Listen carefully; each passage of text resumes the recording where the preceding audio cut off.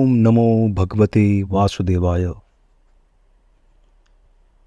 वैसे तो बुद्धिमत्ता इसमें है कि मूर्ख के साथ विवाद न किया जाए, और मैं इस बात पर घोर विश्वास करता हूँ कि मूर्ख अपनी चर्चा में आपको अपने स्तर तक ले ही आता है, परंतु एक ऐसा विषय है जिस पर कुछ बातें कहना अनिवार्य है। यद्यपि इस भ्रांति को फैलाने के लिए विधर्मियों ने नहीं, स्वधर्मियों ने ही बहुत बड़ा योगदान दिया है। समस्त हिंदू धर्म के मानने वालों से यह चर्चा बड़ी सामान्य है कि देवता लोग स्वर्ग में सोमरस पीते हैं और सोमरस शराब है, और यह सोमरस को शराब मानने की जो विचारधारा है, भ्रांति है, सबसे अधिक तो हिंदू लोग जो स्वयं को सनातनी कहते हैं, झूठे सनातनी हैं, वे लोग कहते हैं स्वर्ग मिलेगा, सोमरस पान करेंगे, अप्सराएं मिलेंगी। न जाने किस धर्म से इन्होंने स्वयं को जोड़ लिया है, न जाने कौन कौन सी कथाएं इनके मन को भाती हैं और इन्होंने विश्वास कर लिया। सबसे बड़ी समस्या तो सोम के विषय में है। शराब को मदिरा कहते हैं। मदिरा के विषय में जागृत हो जाइए। उसे कोई देवता पान नहीं करते हैं। कुछ क्षेत्रीय देवता अवश्य उन्हें शराब पिलाने की परंपरा है, परंतु वह सनातनी परंपरा नहीं है, वैदिक दर्शन नहीं है। यह सच में दुर्भाग्यपूर्ण है कि सोम रस को मदिरा मान लिया गया। मदिरा और सोम रस दोनों विपरीत बातें हैं। वैदिक परंपरा में सोम एक अनुष्ठानिक पेय है। ऋग्वेद में इसका उल्लेख मिलता है, विशेषकर सोम मंडल में। इसे प्राप्त करने की विधि बताई गई है। इसे कैसे बनाया जाता है उसकी विधि बताई गई है। गीता अध्याय 9 में भी इस पेय के विषय में उल्लेख है। यदि वर्तमान में देखें, वैसे तो हम लोग जानते हैं कि प्रत्येक विषय का वैज्ञानिक आधार होना आवश्यक है। किसी प्रकार से यह पौधा, सोम का पौधा, जिसे बतलाया गया कि हिमालय के क्षेत्र में पाया जाता है, वह या तो लुप्त हो गया या फिर जो हमारे पारंपरिक संदर्भ हैं, जैसे आयुर्वेद, सिद्ध चिकित्सा इत्यादि, या घरेलू चिकित्सा, यह उससे हट गया। इस पौधे को अभी भी चिन्हित करना संभव नहीं है। परंतु एक विशेष बात यहाँ पर उल्लेखनीय है कि वैदिक ग्रंथ में एक पौधे से रस निकालने के प्रयास में सोम की तैयारी का वर्णन करते हैं और अनेक विद्वान, जिसमें वैज्ञानिक शामिल है, जिसमें हमारे धर्म के जानकार शामिल हैं, वे मतभेद रखते हैं। कोई भी सिद्ध बात इस विषय में नहीं आ पाई।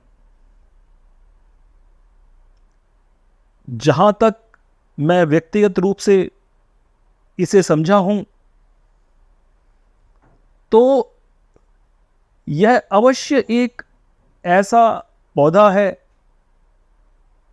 जो संभवतः, जैसे तुलसी दल के विषय में आप बात करते हैं, जो सेवन में शुद्ध है और अनेक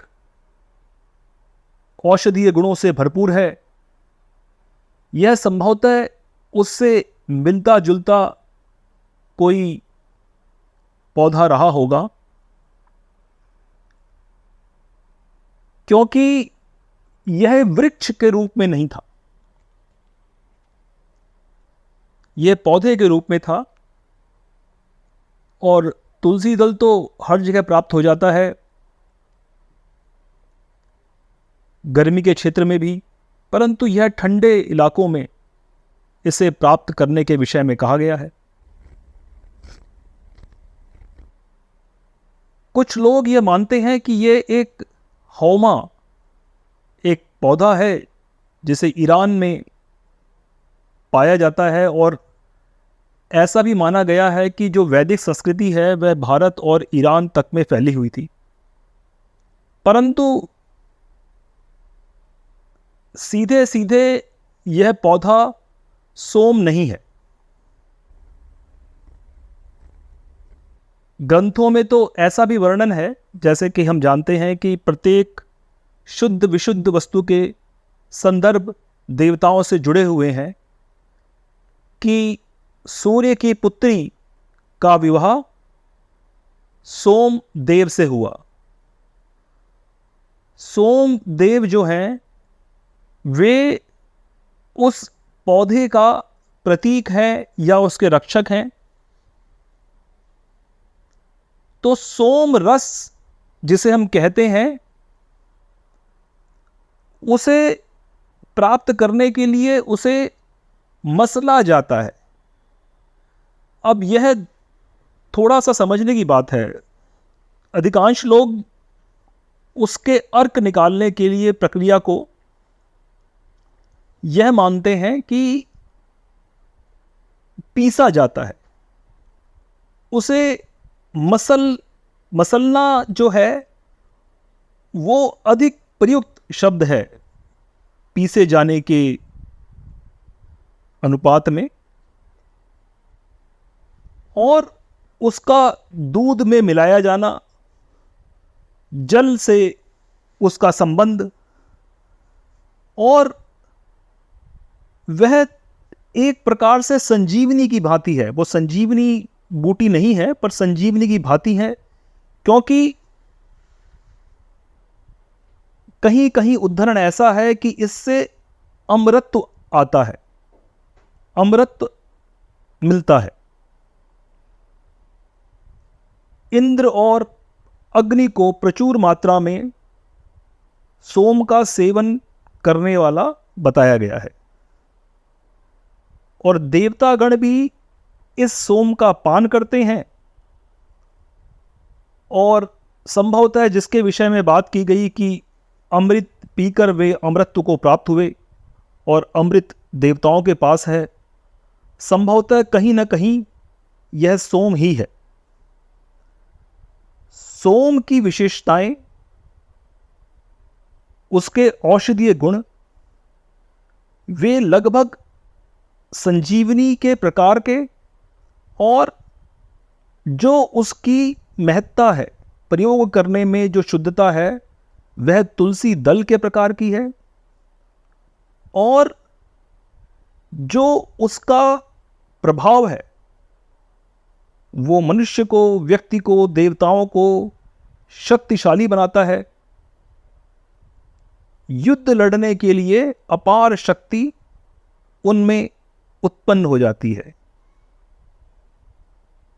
अब यहाँ मूर्ख लोग परिदृश्य में आते हैं। वे सोचते हैं कि कुछ पीकर शक्तिशाली तो शराब ही बना सकती है। तो उन्होंने इसे लगातार बोलना शुरू किया और कई हजारों सालों से। यह दुख की बात तो नहीं है, क्योंकि ये मूर्ख हमने ही पैदा किए हैं और हम ही इन मूर्खों का सम्मान कर रहे हैं समाज में। तो इन्होंने शक्ति देने वाले पेय को शराब समझ लिया और शराब ही कहने शुरू किए और सोम रस को शराब मानने लगे। और अब भरपूर तरह से यदि आप स्वयं भी कुछ लोगों से पूछें, और विशेषकर हिंदुओं से पूछें, तो वे जरूर सोम रस को यही बताएंगे। अब इन्हें समझाने की बात आए या इन्हें ठीक किया जाए, यह तो प्रभु जाने। मेरे विचार से तो मूर्ख को ज्ञान देने की आवश्यकता नहीं है, पर जो लोग उत्सुक हैं, जो जानना चाहते हैं, तो वे अवश्य जानें कि जो हमारी वैदिक संस्कृति, वैदिक विचारधारा है, उसमें एक विशेष उदाहरण है जब इंद्र ने सर्प दानव वृत्त से लड़ते हुए बड़ी मात्रा में सोम का पान कर लिया था, और मानव भी सोम का पान करते थे। अर्थात सोम ऐसी औषधि थी या ऐसा पेय था जो धरती पर भी उपलब्ध था।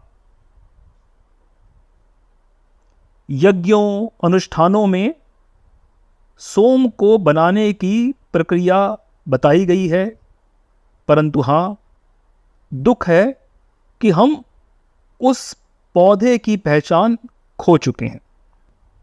संभवतः वह पौधा अभी भी धरती पर है, परंतु हमने उसकी पहचान खो दी। बहुत से लोग किसी अन्य प्रकार के पौधों से उसे मिलान करने का प्रयत्न करते हैं और संभवतः आशा करते हैं कि मानव के लाभ के लिए जो मूल सोम का पौधा है वह मिल जाएगा। सोम को मसल के उसे दबाया जाता था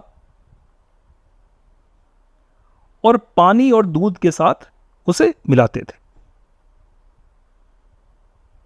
सोम के पीने की यही प्रक्रिया है, और सोम को ताजा बना के ही पिया जाता था।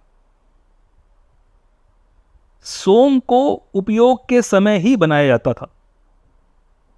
इसका वर्णन वेदों में स्पष्ट रूप से है। तो वे मूर्ख जो सोम को मदिरा समझते हैं और न जाने किस प्रकार से उन्होंने अप्सराओं को किस ऐशो आराम से जोड़ लिया, ऐसे मूर्ख हिंदू धर्म में ना ही रहे तो अच्छा है। हम अधिक संख्या में मूर्ख बनाने वाले और अधिक संख्या में मूर्ख बनने वाले लोगों का सनातन समाज में करेंगे क्या? मूर्खों का उत्सव मनाने की आवश्यकता क्यों है? ज्ञान की प्रधानता जब तक रहेगी तब तक सनातन सत्य का सूर्य जगमगाता रहेगा। केवल विधर्मी ही मूर्खता करके सनातन का ह्रास नहीं कर रहे हैं। एक बहुत बड़ी संख्या में वे मूर्ख जो दुर्भाग्य से सनातन में उत्पन्न हो गए हैं, सनातन संस्कृति के जो मानने वाले हैं, झूठे मानने वाले हैं, वे इस संख्या में बढ़ गए हैं कि वे अपनी गलत जानकारियों से स्वयं का नुकसान कर रहे हैं, और न जाने कब तक ऐसे लोगों को हमें बर्दाश्त करना होगा। यह बहुत दुखदाई है। एक सूर्य काफ़ी है संसार में रोशनी के लिए। कितने सारे दिए जलाने चले हैं, और ये दिए जल भी कैसे रहे हैं। कोई मिट्टी तेल के दिए हैं, कोई चर्बी से बनते हुए तेल से दिए हैं, कोई शुद्ध घी है, कोई शुद्ध वनस्पति तेल है। मूर्खों का अत्याचार बहुत हुआ। आवश्यकता है सही बातों को कहने की। न समझने वाले तो सुनकर भी न समझेंगे, परंतु मुझे लगता है यही सही होगा कि हम ये बात कह दें, हमारे ही लोगों के लिए कह दें, अपने ही लोगों के साथ सही जानकारी को साझा करने का ही यह प्रयास है। जय जय।